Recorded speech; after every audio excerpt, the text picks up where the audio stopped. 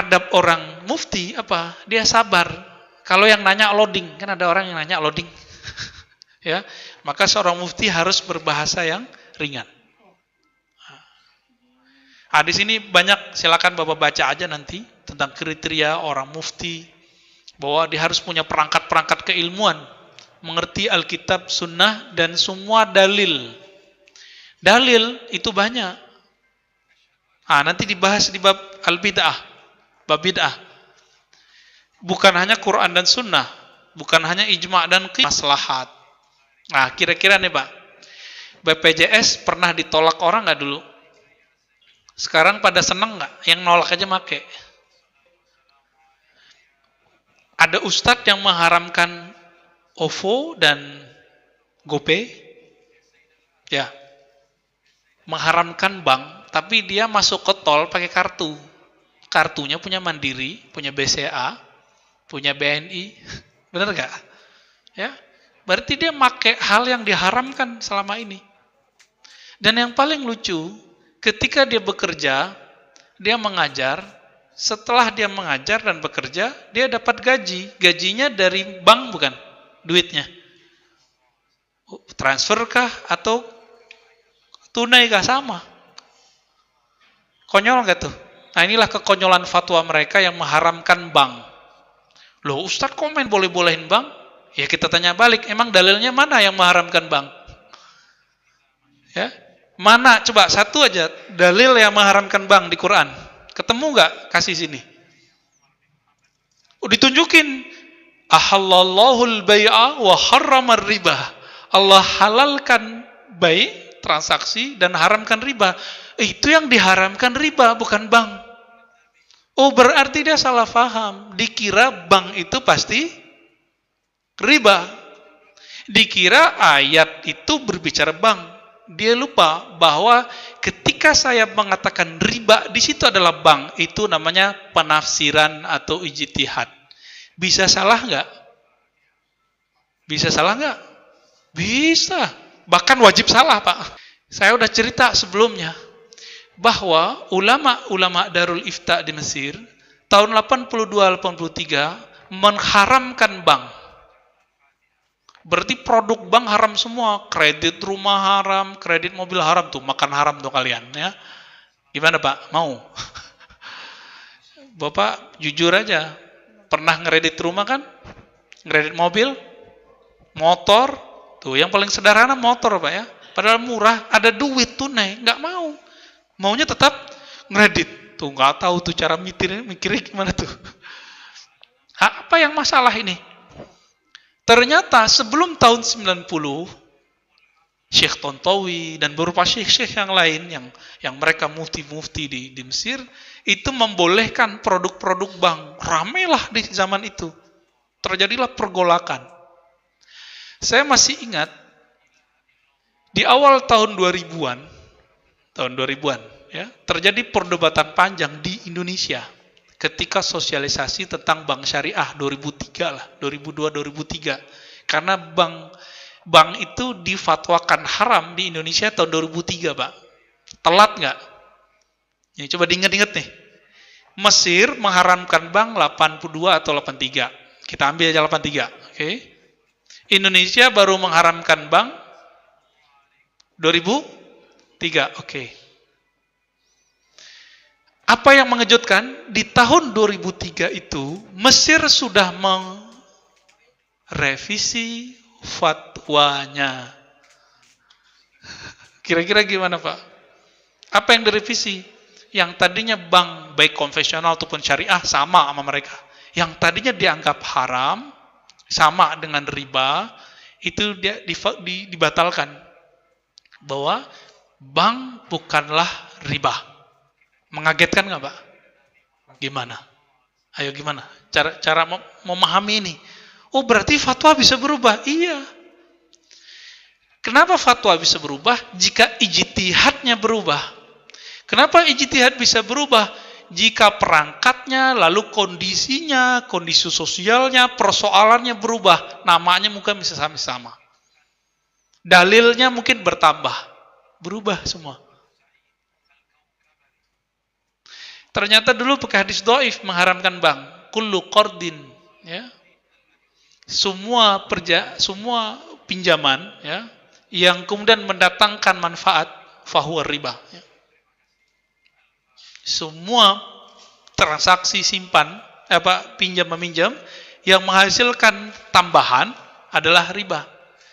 Tambahan itu belum tentu, hadis ini kan gak bicara bunga. Udah gitu hadisnya tidak sampai derajat sahih. Paling tinggi hasan li ghairihi. Paling tinggi. Bayangkan, Pak. Terus saya menghalalkan riba? Enggak, saya enggak pernah menghalalkan riba. Saya mengatakan bahwa ulama Darul Ifta mengatakan riba beda dengan bank. Bank bukanlah riba. Gitu. Di Indonesia muncul 2003 bank, ada bank muamalat, ya. Bank muamalat 2003, Pak, ya. Ya. 2003 muncul bank muamalat. Terus apa? Hebatnya MUI Indonesia kemudian membuat produk namanya DSN, Dewan Syariah Nasional, ya. Akhirnya diperjuangkan, masuklah ke lembaga keuangan terbesar di Indonesia. Ya, masuk ke BI, ya, masuk ke OJK. Jadi udah diakui, kekuatan hukumnya diakui. Coba lihat, ini berubah loh fatwa. Kita telat nggak, Pak? Mesir baru mengharamkannya 83, menghalalkannya 2003. Kita baru mengharamkannya. Telat kita. Ini bukan nyuruh Bapak minjam ke bank loh, ya. Nggak ada maksud. Ini biar kita jelas bahwa yang kita lakukan sama ini bukan haram. Ya. Bukan saya ustadz serba boleh, bukan. Enggak, antum keliru juga. Baik. Saya konfirmasilah masalah ini ke teman-teman kita di bank. Kebetulan mahasiswa saya ada yang kerja di beberapa bank, ya. Ada yang di manajemen, direkturnya, ya. Direktur bagian apa gitu, ya. Ada yang di bagian stafnya. Bahkan ada direktur BNI Syariah yang bagian timur, ya, itu sahabat kita, jamaah istrinya, jamaah saya juga. Ya, saya tanya-tanya juga beberapa hal. Ya. Dalam hal ini Bapak Saudara makan Allah, ijtihad bisa berubah, fatwa bisa berubah. Kenapa? Karena beda zaman, beda masa, beda dalil yang diperoleh, beda pandangan yang didapat. Gitu. Terus apalagi nih? Di kalangan salafi yang mending nambah haram, riba. Siapa yang makan bunga bank, riba. Siapa yang ngredit semacam riba. Ya kita sih nggak ngelarang, cuma jangan ngelarang kita. Kita punya fatwa sendiri soalnya, ya. Kita punya ulama yang membolehkannya. Gitu. Jadi kita hormati fatwa mereka, nggak masalah. Silakan antum haramkan bank, antum haramkan GoPay, haramkan saja OVO, haramkan saja Bitcoin, haramkan saja semua uang-uang elektronik, ya. Tapi jangan larang kita punya fatwa sendiri. Loh, kenapa begitu? Halalkan jelas, haramkan jelas. Itu yang tertulis di Quran dan Sunnah. Yang tidak tertulis di Quran dan Sunnah, maka tidak disebut jelas. Ini yang disebut bainahuma umurun mustabihat. Antara halal haram ada yang mustabihat. La ya'lamuhunna katsirun minan nas. Tidak diketahui hukumnya oleh kebanyakan manusia. Begitu riwayat Imam Bukhari dari Nabi sallallahu alaihi wasallam. Kalau dibalik bagaimana? Diketahui hukum detailnya oleh sedikit manusia. Maka selevel Darul Ifta itu revisi, Pak. Mereka merujuk fatwanya. Masa kita masih jalan di tempat? Nah, kita jalan di tempat. Ini sebagai contoh, ya, contoh yang lain. Apalagi nih, ada tadi cerita, ya, sama baru ngaji udah berani bilang haram cium tangan orang tua. Jadi anak-anak muda baru ngaji berapa bulan itu udah berani berfatwa. Kacau nggak tuh? Ya, ini kekacauan akibat al-iqdam alal ifta bi ghairi ta'hil wa nizam. Ya, karena berfatwa tanpa kesiapan kematangan. Apa kata si ustadz dulu, ya? Mengatakan Sayyidina terhadap Muhammad sama dengan merendahkan Nabi Muhammad. Walaupun kemudian direvisi, alhamdulillah kita apresiasi dia. Antum mau merevisi, top. Ya. Tapi habis itu ngomong apa lagi? Takbilul yad nisfus sujud, mencium tangan separuh sujud. Loh, itu hadis dari mana, bro? Ya. Hadis mana yang begitu? Kita bisa buka kutubus sittah, ya, dalam kitab-kitab hadis bahwa orang-orang Yahudi ketika datang ke Nabi masuk Islam cium tangan kaki Nabi. Ali bin Abi Thalib mencium salah satu tangan dan kaki pamannya, Al-Abbas, cium tangan dan kakinya. Seandainya mencium kaki adalah bagian dari sujud syirik, tentulah Nabi orang yang membiarkan syirik pertama kali. Lalu kenapa ada di Sahih Bukhari itu, Sahih Muslim tentang cium tangan itu? Kira-kira gimana, Pak? Nggak mikir dia, ya. Bertabarruk musyrik, haram hukumnya. Apa arti tabarruk, Pak? Mengambil berkah. Ngambil berkah itu beda dengan menyembah. Mengambil berkah dengan, misalnya kita datang ke orang alim, ambil berkah minta didoain air, ya. Bahkan kalau ada kuburan orang soleh, kita ngambil berkah dengan berdoa di sana. Berdoa meminta kepada Allah, itu boleh. Mintanya tetap kepada Allah. Mereka suuzon, dikira kita minta ke yang dalam kubur. Hati-hati, antum jangan suuzon. Kita kasih tahu. Kami nyembah kubur nggak pernah. Kami minta ke ahli kubur nggak pernah. Orang tawasul itu bukan minta ke orang dalam kubur. Orang tawasul itu minta kepada Allah, nyebut kekasih Allah. Itu aja bedanya. Mereka kan imannya tinggi-tinggi, jadi nggak perlu nyebut-nyebut kekasih Allah, ya, langsung, nggak apa-apa juga. Kan tawasul pilihan, bukan wajib. Kita kan imannya rendah-rendah, Pak, ya. Baik. Jadi mereka agak alergi dengan kata ngambil berkah gitu. Ini agak lucu. Jadi dianggaplah ngambil berkah itu bagian dari syirik. Nah, padahal Imam Ahmad ngambil berkah dari seorang ahli sufi di zamannya. Al-Haris Al-Muhasibi dan beberapa orang lain ngambil berkah, cuma jubahnya ditempelin dikit. Bahkan beliau bagi-bagi berkah. Ada orang datang bawa putrinya kesurupan, tapi putrinya di rumah, ya. Orang datang mengatakan, "Wahai Tuan Imam, anakku, putriku sering kesurupan." Beliau ambil sendalnya nih, ya, pukulin pelan-pelan di kepalanya. Jangan plok gitu juga, ya. Gimana? Sembuh, Pak. Itu bagi keberkahan Imam Ahmad loh. Sayyidatuna Aisyah ketika beliau hendak wafat berpesan, rambut Nabi tolong ditaruh di kafanku. Kalau ada rambut Nabi di kafan, berani nggak malaikat munkar nakir nanya Aisyah? Nggak berani, Pak. Tercium bau Nabi, mereka langsung kabur lah kira-kira, ya. Oh, selesai tugasku, pergi ya, gitu. Ya. Apalagi Imam Ahmad ngambil berkah dari rambut Nabi. Gimana? Jadi Imam Ahmad ini tunjukin prakteknya, Pak, ya. Beliau lagi sakit demam. Rambut Nabi dicelupin, beliau baca salawat, menumpahkan kerinduannya kepada Nabi. Allahumma sholli ala Sayyidina Muhammad. Atau Allahumma sholli ala Muhammad. Apapun lafaznya. Lafaz rindu. Ya Allah, sampaikan rinduku kepada Nabi Muhammad. Ya Allah, sampaikan salamku ke Nabi Muhammad. Bergetar dia bersalawat. Habis itu dia minum, sembuh. Imam Ahmad ngambil berkah. Sahabat Nabi, itu bekas wuduk Nabi. Nabi kan wuduk, itu ditampung di bawah. Dulu kan belum ada keran. Itu bekas wuduknya diperebutkan orang. Kadu ayyaktatilu. Mereka hampir terbunuh.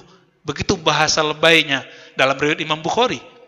Seandainya ngambil berkah itu syirik, bagian dari yang haram, maka sahabat Nabi orang yang pertama melakukan syirik karena ngambil berkah.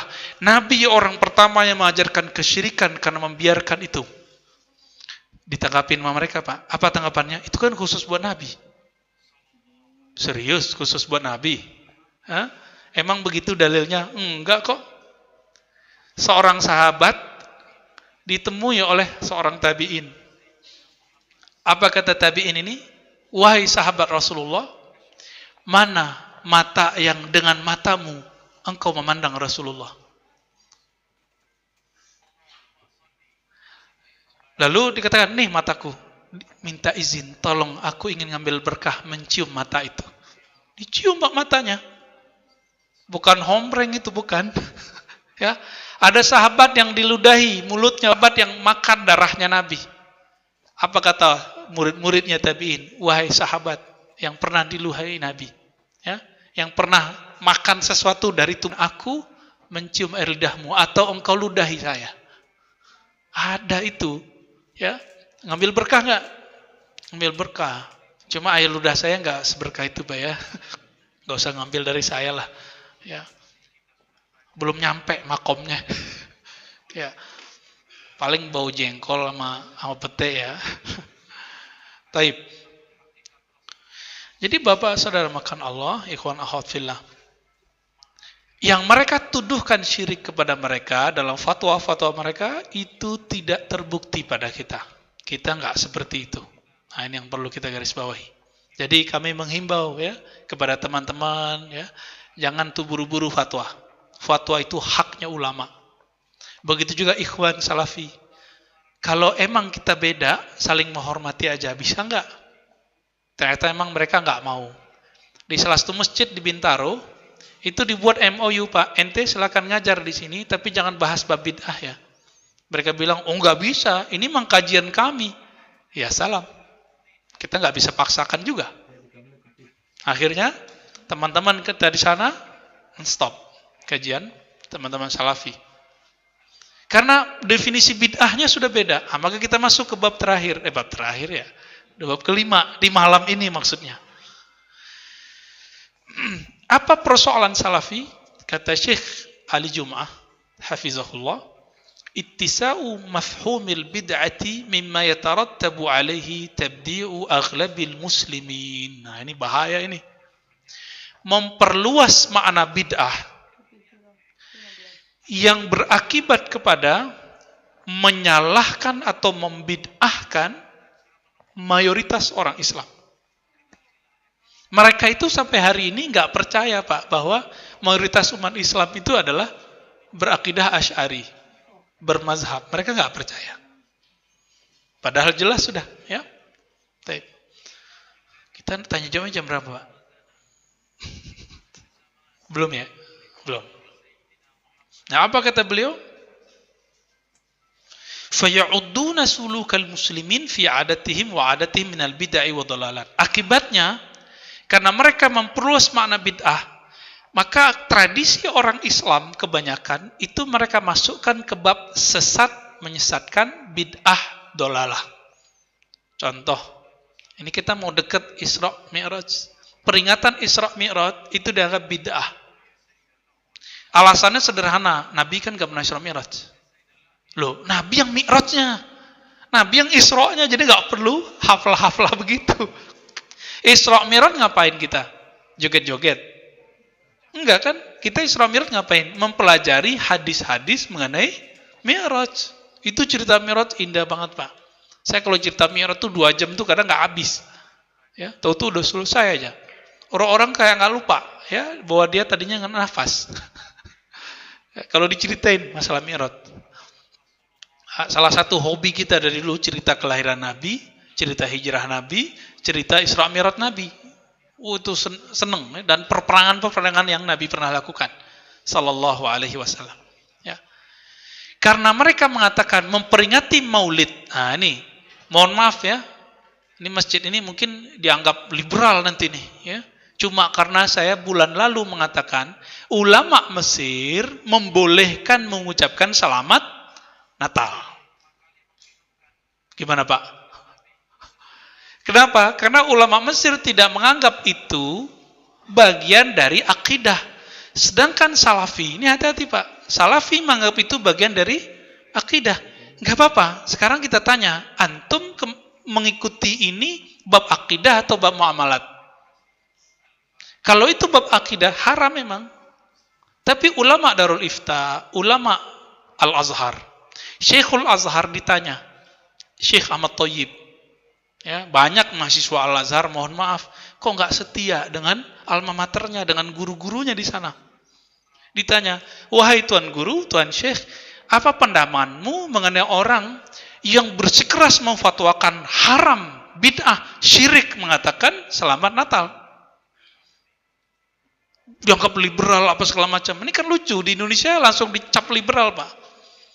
Loh, liberal dari mana? Ada fatwanya kok dari ulama Al-Azhar. Emang Al-Azhar bid'ah ini liberal? Bisa digorok kalian nanti sama orang Al-Azhar, ya? Ya, enggak, Pak. Itu goroknya gorok pakai kalimat maksudnya, ya. Kayak enggak ada gorok-gorok pakai senjata, enggak. Apa kata Syekh Ali Ahmad Thayyib? Ini gorokan beliau. La yaquluhu illa man la yafqah fid din. Orang yang ngomong tidak boleh begitu, itu nggak ngerti agama. Ini perkataan siapa? Syekh Ahmad Thayyib. Lebih kurang begitu redaksinya. Waduh, serem juga deh Syekh Ahmad Thayyib. Kalau saya nggak sampai begitu, Pak. Karena saya tahu salah satu guru saya mengharamkan mengucapkan selamat Natal. Guru saya yang mulia, Allah yarham, Syekh Ali Mustafa Yaqub, Imam Besar Istiqlal yang lama. Kenapa? Karena beliau menganggap ini bagian akidah. Makanya kita kemarin kasih opsi 2, ya kan? Jadi ternyata fatwa itu nggak boleh dia kaku. Teman-teman salafi dan sebagian orang awam yang baru hijrah maunya kalau belajar agama hitam putih. Ya, tidak, salah, benar. Ini kesalahpahaman dalam belajar agama. Imam Ahlus Sunnah di zamannya yang sangat dihormati sampai hari ini, Imam Abu Ishaq Asy-Syairazi, yang kitabnya namanya Al-Muhazzab dikembangkan oleh Imam Nawawi menjadi kitab majmu setebal ya sepanjang saya tangan ini. Saya punya tangan begini, dijelaskan Pak, kitab cuma 2 jilid. Imam Abu Ishaq, apa kata Syekh Khatani, kemudian juga Imam Subki mengenai beliau? Asy-Syairazi, Abu Ishaq Asy-Syairazi, jika menjawab satu persoalan bisa 40 macam jawaban. Bayangkan. Hitam putih nggak tuh? Maka ciri-ciri orang alim, dia kalau jawab bukan satu jawaban. Ini ciri orang alim, Pak. Ini yang dimaksud oleh Syekh Ahmad Thayyib. Ini yang dimaksud oleh Syekh Ali Jum'ah. Ini yang dimaksud oleh Bin Bayyah. Ulama kalau di Mauritania, di Maroko ada yang terkenal. Namanya Bin Bayyah. Cari aja Pak, di internet ketemu. Di Google ketemu. Bin Bayyah, ya. Itu guru ulama-ulama di daerah Maroko, di daerah Aljazair, Tunis, bahkan sampai ke Jazirah Arab. Mazhabnya Maliki. Beliau dahsyat sekali. Udah senior juga, Pak. Beliau membolehkan karena masuk ke bab muamalat. Ini bukan masalah liberal, Syiah, apalagi plural, enggak ada kaitannya. Ini masalah ente memahami ini muamalat atau akidah, selesai. Nah, saya sangat mengerti karena dulu saya pernah menjadi sekretaris beliau sebentar sebelum dibagi tugas dengan teman saya. Lalu teman saya jadi sekretaris beliau yang ada Ustadz Lutfi namanya. Nah, waktu itu saya yang nyalin tuh. Nyalin, menerjemahkan risalah beliau mengenai hukum mengucapkan selamat Natal. Di situ isinya belum mengkritisi guru kita, penafsir Habib Quraisy Syihab. Belum mengkritisi, Pak, kenceng. Ketika saya cek, ternyata background ke belakangnya itu bab akidah. Jadi dalam pikiran orang yang mengharamkan selamat Natal apa? Mengucapkan selamat Natal berarti meyakini Isa adalah anak Allah. Terus tiba-tiba saya dikritik oleh orang yang sok-sok mengerti ilmu sejarah. Nah, lihat ini. Kenapa saya sebut sok mengerti sejarah? Ustadz, itu Isa kan lahirnya belum tentu 25 Desember. Emang saya nggak ngerti. Ya. Emang Nabi Muhammad lahirnya benar 12 Rabiul Awal. Lebih dari 7 riwayat mengenai kapan Nabi lahir. Sama. Kalau kita mau konsisten dengan ini, kita bisa gugat tanggal Maulid Nabi. Nah, jadi kan lahirnya benar 12 Rabiul Awal. Lebih dari 7 riwayat mengenai kapan Nabi lahir. Sama. Kalau kita mau konsisten dengan ini, kita bisa gugat tanggal Maulid Nabi. Nah, jadi kacau Pak, ya. Hati-hati kalau mau mengkritisi. Ukur-ukur dulu badan kita kuat nggak dengan dalilnya. Oke, tafadhol, azan dulu, ya. Azin.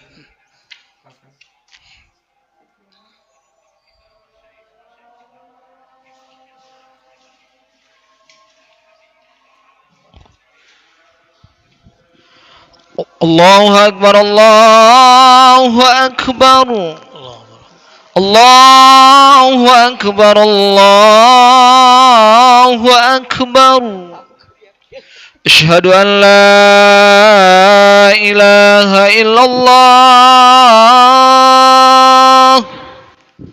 أشهد أن لا إله إلا الله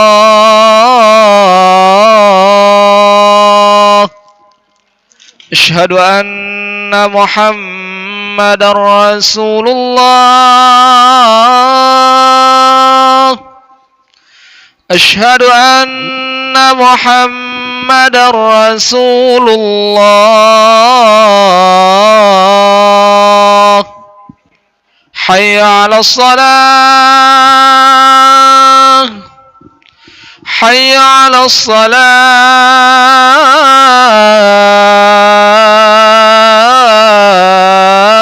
الصلاة حي على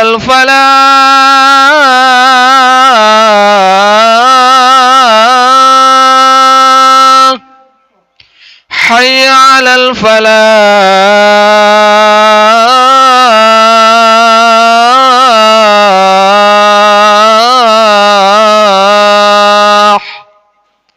الله أكبر الله أكبر لا إله إلا الله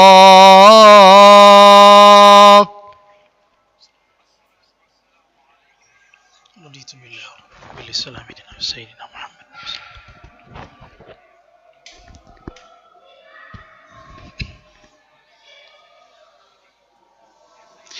Taib, kita lanjutkan ya.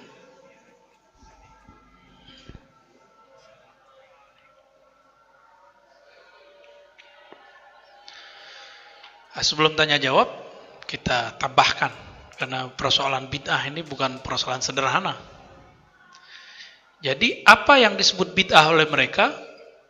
Sesuatu yang Nabi tidak pernah buat, yang tidak pernah Nabi lakukan. Apa bid'ah menurut Salafi? Sesuatu yang Nabi tidak pernah lakukan. Tapi Imam Salafi, Ibnu Taimiyah nggak ngomong begitu. Imam Salafi Ibnu Taimiyah mengatakan bid'ah itu yang tidak ada dalilnya. Dalil banyak. Ya. Cuma prakteknya tetap saja Ibnu Taimiyah gagal. Nah. Jadi apa Pak bid'ah menurut mereka? Yang tidak ada dilakukan Nabi. Kalau Ibnu Taimiyah yang tidak ada dalilnya. Cuma prakteknya sama aja. Ibnu Taimiyah ya mohon maaf lumayan gagal ya. Makanya beliau membid'ahkan berniat menziarahi kubur Nabi. Apalagi Bapak di sini punya program sebelum pandemi ziarah 9 wali. Wah, bid'ah tulen itu ya. Tuh wajah-wajah ahli bid'ah nih ya. Menurut mereka loh, Pak. Lalu apalagi masalahnya? Mereka memahami kata Syekh Ali Jum'ah, ja'ala mafhumal bid'ata ya fi syar'i akhassu minhu fil lughah.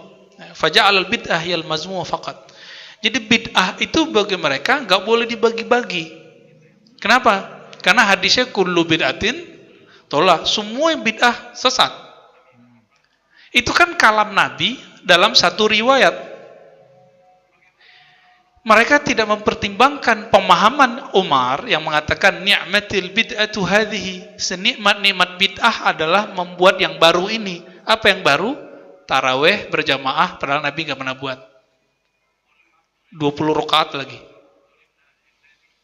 Begitu juga Abdullah bin Umar mengatakan hal yang sama. Jadi ayah sama anaknya sama. Padahal Abdullah bin Umar ini paling anti bid'ah. Nabi kalau nggak buat dia nggak mau buat. Jadi sahabat Nabi itu sangat luas memahami bid'ah, nggak saklek. Nabi pernahkah menyuruh mengumpulkan Al-Quran? Kata Abu Bakar, ente buat yang Nabi nggak buat, hai Umar. Umar jelasin ini ada maslahatnya. Maka muncullah dalil yang bukan Quran, bukan sunnah, bukan ijma, bukan qiyas. Apa nama dalilnya? Masalihul mursalah, kemaslahatan umum, kemaslahatan. Kalau bid'ah ini tidak dibuat oleh Abu Bakar, Umar, dan Utsman dulu, kita nggak ketemu Pak sekarang mushaf yang Bapak punya hari ini.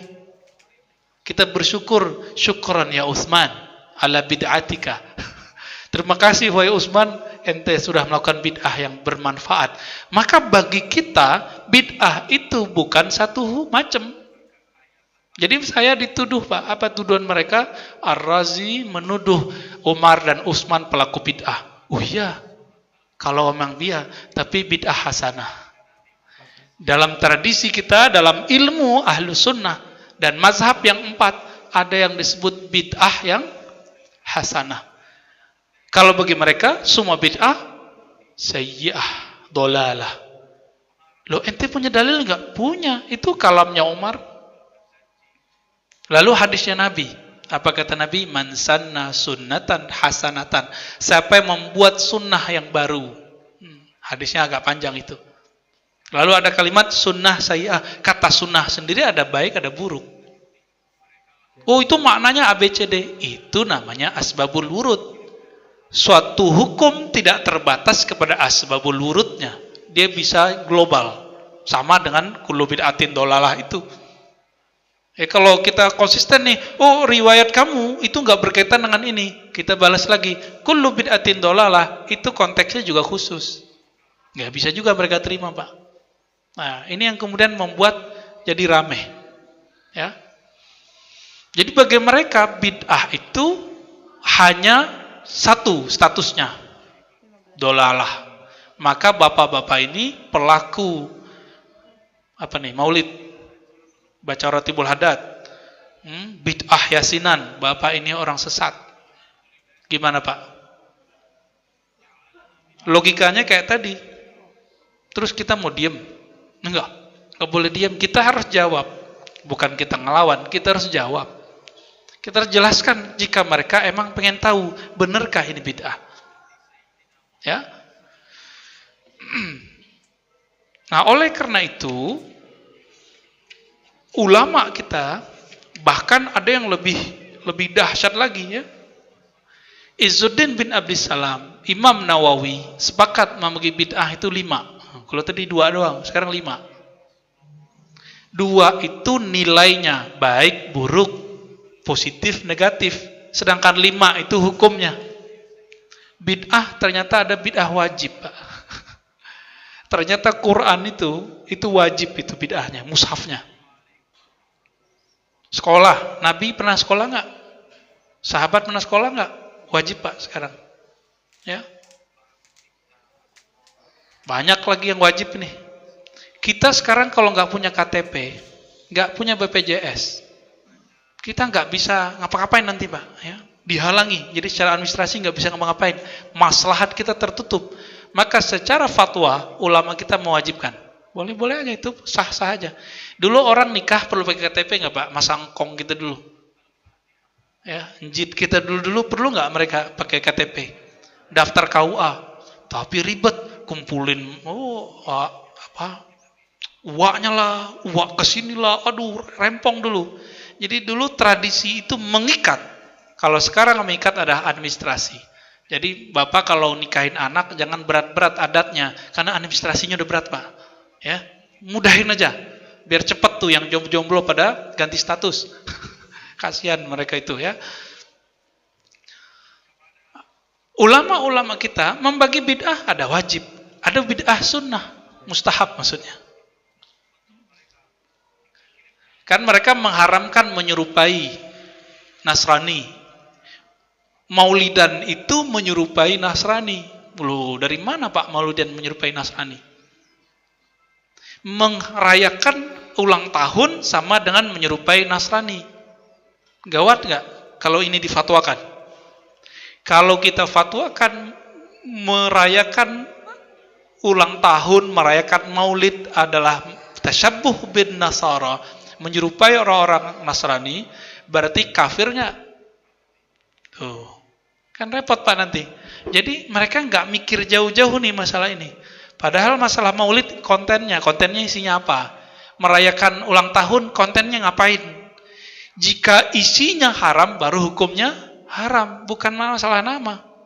Nabi membuka sendiri cara merayakan ulang tahun. Gimana caranya? Beliau berpuasa. Boleh-boleh aja. Ya. Maka di sini disebutkan beberapa sikap ya, bahwa ulama kita membagi bid'ah kepada banyak macam.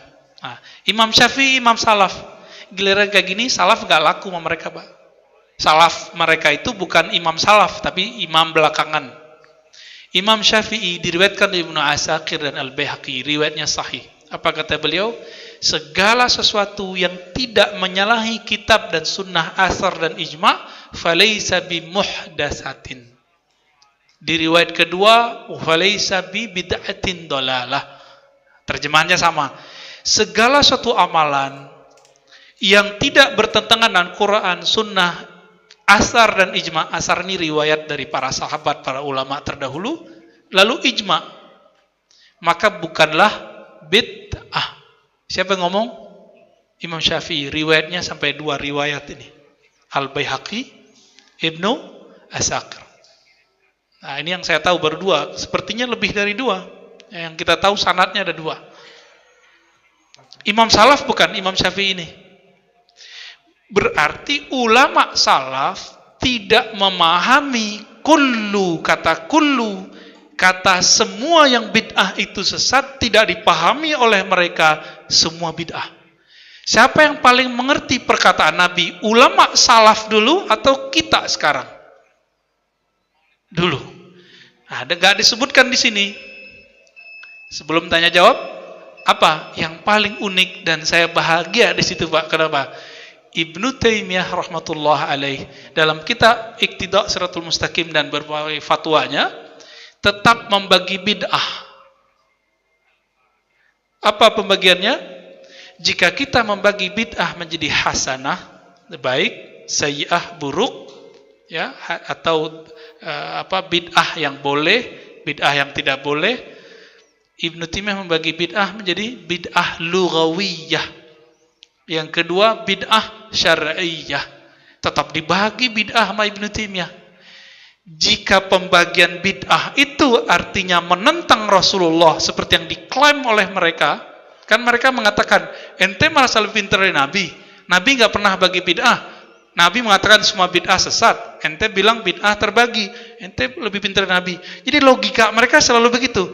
Beda sama pemahaman dia, dianggap kita lebih pintar dari Nabi. Kalau lebih pintar dari antum mungkin ya dikit. Ya, enggak juga sih Pak ya. Wallahu taala alam. Kira-kira gimana? Rumit nggak persoalannya? Jadi nggak rumit ya. Jadi bid'ah menurut mereka beda nggak dengan bid'ah menurut kita? Bahkan bid'ah menurut mereka berbeda dengan imam mereka sendiri, Imam Ibnu Taimiyah. Kitabnya kita sudah sebutkan, Iqtida' Shiratal Mustaqim dan beberapa kitab fatwanya. Jadi kita nggak usah mendebat mereka, cukup imamnya saja yang mendebat mereka. Nanti kalau hari kiamat biar mereka nanti debat-debat Pak. Kita nonton aja ntar ya. Gimana Ustaz? Yakfi. Oke, tanya jawab. Ini baru 2 aja. Taib, ini yang bisa saya jawab, saya jawab. Saya bukan orang yang maha tahu ya. Kalau Assalamualaikum, kalau penggadaian riba atau tidak? Nanti yang jawab Ustadz ahli fikih aja. Ini ada ngaji fikih nggak di sini? Ada. Nanti tolong disampaikan pertanyaan ini ke beliau. Saya bisa jawab, tapi waktunya nggak cukup. Oke? Kalau ke Ustadz itu nanti, antum misalnya udah nanya nanti, belum puas, nanti kita buat kaji sendiri tentang bab muamalat, insya Allah. Nah ini yang berkaitan nih. Apakah di kalangan Wahabi ada muftinya? Ada. Mereka buat, ada juga namanya, Hay'ah Kibar Ulama gitu kalau nggak salah. Itu ada di Saudi. Jadi mereka juga punya lembaga fatwa. Nah inilah lucunya Pak. Di Saudi itu nggak bisa kita ngomong begini tentang agama. Ada seorang imam Masjidil Haram, beliau agak longgar masalah hukum musik. Langsung dipecat dari imam masjid. Gimana tuh? Ya. Ntar saya dituduh lagi, ente menghalalkan semua. Enggak, ini ulamanya yang banyak. Nanti mereka bawa nama 4 mazhab. Jadi ada salah satu ustadz di Indonesia, ketika masalah musik, dia tumben-tumben bawa 4 imam. Ya, bukannya tadi kita nggak boleh taklid mazhab. Sekarang dia bawa 4 mazhab mengharamkan musik. Ya, yang dia nukil cuma imam yang cocok sama dia. Imam kan banyak. Imam Ghazali memberikan 2 pendapat mengenai musik. Jadi bukan 1 kaul. Imam Surawardi mengatakan 2. Jadi mereka memberikan opsi. Haram jika begini, halal jika begini. Kita juga sama. Kita mengatakan musik haram jika begini, halal jika begini. Ada penjelasannya nanti. Ya.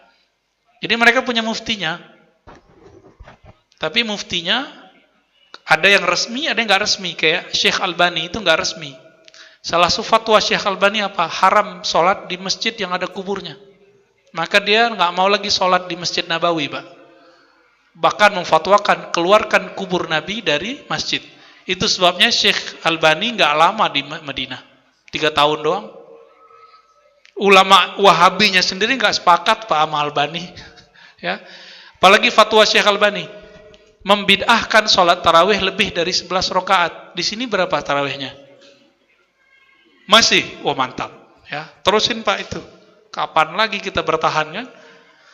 Kata Syekh Albani berapa? Mesti 11. Lebih dari 11 sama dengan menambahkan sholat-sholat yang lain menjadi 5 rakaat. Waduh, gawat tuh ya. Jadi dia berfatwa sesuka-suka isi perutnya. Ditanya mengenai persoalan orang-orang yang sedang di Palestina. Orang Islam di Palestina, apa kata dia? Enggak apa-apa, keluar aja. Jadi orang-orang Islam di Palestina keluar aja, cari tempat yang lain. Jadi enggak disuruh jihad sama dia, Pak. Inilah lucu-lucunya ya, Syekh Albani. Dan dia memfatwakan macam-macam hal, masuk nanti masalah tasbih. Oke? Bagaimana mereka menanggapi ayat mutasyabihat? Nah, kita sudah dibahas di awal mengenai tentang takwil, ya, mengenai tentang perbedaan mereka dengan Asy'ariyah. Ayat mutasyabihat mengenai sifat-sifat Allah. Ulama Wahabi tidak meyakini ada ayat mutasyabihat. Itulah pendapat Ibnu Taimiyah. Semua ayat itu disebut muhkamat. Maka istiwa itu tidak disebut mutasyabihat. Istiwa ya duduk, selesai. Allah di langit, nggak ada boleh pertanyaan lagi. Gitu. Tapi sebenarnya mereka sebagian itu membatasi diri bahwa maksudnya istiwa beda dengan istiwa yang kita bayangkan, masih oke. Tapi kalau sudah bilang duduk, kita nggak ada ampun, Pak. Kita kritisi. Apalagi mereka mengatakan Allah duduk di atas aras dengan zatnya. Ah, ini akibat karena mereka tidak meyakini ada ayat yang mutasyabihat. Ya. Oke. Fadal. Ada satu dari YouTube nih, Ustaz. Live.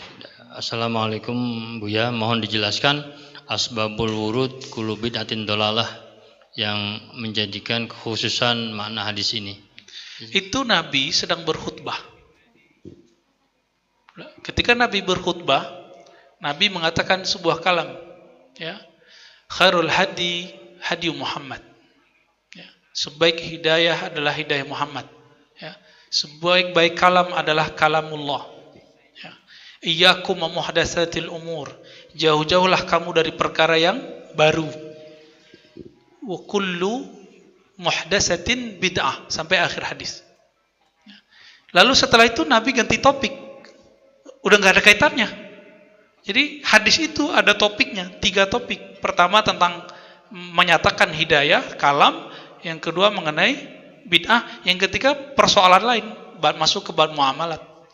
Jadi hadis ini Nabi sampaikan di salah satu khutbahnya. Bid'ahnya Salafi apa? Setiap kali mulai khutbah memulai kalamnya dengan kalam itu. Ya kan? Benar nggak? Itu menurut saya bid'ah juga. Nabi nggak selalu khutbah dengan kalam itu kok. Katanya kalau Nabi tidak melakukan selalu, kita nggak boleh melakukan selalu. Kenapa ente setiap mulai khutbah mulai dengan kalimat itu? Ya, ini kan lucu ya. Jadi itu hadisnya Nabi sedang berbicara dalam khutbah. Gitu asbabul wurudnya. Wallahu taala alam. Ada dari saya kadang di mereka pemahaman salafi tidak ada doa setelah Salat. salat wajib. Hmm. Tapi antara sholat sunnah qobliyah sampai iqamat itu justru mereka angkat tangan. Itu kadang mereka bilang, nggak ada loh, Nabi nggak ngajarin gitu. Jadi jangan berdoa gitu. Sikap kita gimana kalau kita? Atau yang hal yang lain tentang mereka bilang bidah gitu. Itu akibat tidak memahami hadis dan membaca kitab-kitab sunnah secara jami', secara utuh. Kitab sunnah kan banyak. Hadis mengenai ma bainal azanain da'watun mustajabah. Antara dua azan, orang Hanafiyah kan qomatnya kayak azan, Pak. Maka hadis ini harus diterjemahkan versi Hanafiyah. Qomat itu yang disebut azan kedua. Antara dua azan ada doa yang mustajab. Gitu ya. Itu kan satu hadis. Kan ada hadis lain. Nabi ditanya, wahai Rasul, manakah doa yang afdol, yang mustajab? Apa kata Nabi? Fi jawfil lail. Ya. Sulus al-akhir. Sepertiga malam terakhir. Terus kapan lagi? Ba'da kulli maktubah. Setelah sholat wajib. Lo ada kok. Ya. Nabi ngomong kok. Tapi Ibnu Qayyim memfatwakan bareng-bareng jamaah berdoa ba'da sholat bid'ah. Itu fatwa siapa? Ibnu Qayyim. Ibnu Qayyim siapa? Murid Ibnu Taimiyah. Ibnu Taimiyah siapa? Ya imamnya Salafi, wajar dong. Gitu. Terus apa dalil kita? Dalil kita banyak. Ya. Dari semua hadis-hadis itu kemudian ada yang lebih detail. Hadis Imam Al-Hakim. Apa kata Nabi SAW? Tidaklah berdoa, ya, mada'a qaumun, ya, wa ammana ba'duhun. Tidaklah berdoa satu kaum lalu diaminkan oleh kaum yang lain. Illa ajabahullah. Kecuali Allah pasti mengijabahnya. Hadis Imam Hakim, dan hadis ini dianggap sahih oleh beliau. Ini dalilnya kan sahih juga. Ya. Terus gimana? Mereka ngotot. Enggak, yang sahih ini. Nah, ini berarti enggak jami' baca hadisnya. Gitu aja, Pak. Maka orang alim itu, seperti yang kita katakan tadi, Abu Ishaq Asy-Syairazi, ketika ditanya satu persoalan dia jawab dengan 40 jawaban. Jika begini, maka jawaban begini. Jika persoalannya berubah, begini. Jadi dirubah, ada seninya. Mereka maunya boleh, tidak boleh. Jadi ketika saya memberikan opsi-opsi begini, dianggap nggak tegas. Ya, nggak apa-apalah. Kita nggak beramal untuk mereka kok, kita beramal untuk Allah Subhanahu wa Ta'ala. Cukup? Apa lagi? Kita kalau dibilang itu kan awam nih, Ustaz. Kita nggak bisa kasih opsi jawaban itu 1, 2, 3, 4. Kita diam aja terus senyum masing-masing aja lah. Bagus. Gitu. Antum kalau diam nggak debat, ahsan. Ya. Kenapa? Karena orang ketika berdebat, walaupun dia benar, akan ada kekerasan hati, Pak, muncul. Walaupun antum benar. Saya nih, misalnya saya tahu dalilnya, misal, kan nggak semua dalil juga saya tahu. Saya mau ngasih dalil, antum mau ngasih dalil, antum Wahabinya misalnya. Ya, saya layanin terus sampai kalah. Tetap saja walaupun saya benar, ada perasaan di sini sombong. Ada perasaan benar. Nah, ini bahaya, Pak.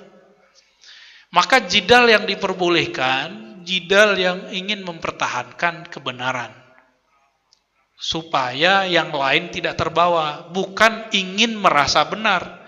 Inilah kalam Imam Syafi'i. Tidaklah aku berdebat kecuali aku ingin mendapatkan kebenaran dari orang lain. Jadi Imam Syafi'i itu kalau debat nggak mesti menang. Apa kata beliau? Saya kalau mendebat orang pintar pasti dia kalah. Tapi kalau mendebat orang jahil pasti saya kalah. Jadi antum mau bawa 1000 dalil sama mereka nggak akan diterima. Karena diksi-diksinya begitu. Ya. Diksinya begitu, Pak. Yang tidak menghormati Ibnu Taimiyah berarti jahil. Jadi kita udah dituduh jahil duluan. Yang membagi bid'ah menjadi lebih dari satu berarti dia lebih pintar dari Rasulullah. Jadi diksinya udah didoktrin. Padahal tanya balik, mana dalilnya bahwa yang mengatakan lebih itu lebih pintar dari Rasulullah. Kebingungan juga mereka. Jadi nggak usah pakai dalil. Kadang kalau ngomong sama mereka, Pak, mainin aja kalamnya dia. Ya, kelas. Ibu ada satu nggak? Satu lagi dari Ibu sebelum kita tutup ada pertanyaan?